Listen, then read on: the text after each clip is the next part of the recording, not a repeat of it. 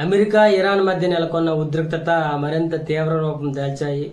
వివాదం మొదలై 12 రోజుల తర్వాత అమెరికా సైన్యం తొలిసారిగా తన అత్యంత శక్తివంతమైన B-1 లాన్సర్ లాంగ్ రేంజ్ బాంబును రంగంలోకి దించింది. ఇరాన్కు చెందిన ఇస్లామిక్ రెవల్యూషనరీ గార్డ్స్ కార్ప్ లక్ష్యాలే ద్వేయంగా ఈ బాంబర్ విరుచుకుపడింది. శబ్ద వేగాన్ని మించి ప్రయాణించే ఈ B-1 బాంబర్ దాదాపు 2000 పౌండ్ల బాంబులను లేదా డజన్ల కొద్ది క్రూయిజ్ క్షిపణులను మోసుకెళ్లగలదు. బ్రిటన్ లోని ఎయిర్ బేస్ నుంచి ఇది బయలుదేరినట్లు తెలుస్తుంది. అయితే ఇరాన్ సైనిక ఆపరేషన్ సెంటర్లు, డ్రోన్ నిల్వ కేంద్రాలు, ఎయిర్ క్రాఫ్ట్ హ్యాంగర్లు, లాజిస్టిక్ స్థావరాలను ధ్వంసం చేసినట్లు అమెరికా సెంట్రల్ కమాండర్ వెల్లడించింది. అయితే ఈ దాడులతో ఇరు దేశాల మధ్య ఘర్షణ మరింత ముదిరాయి.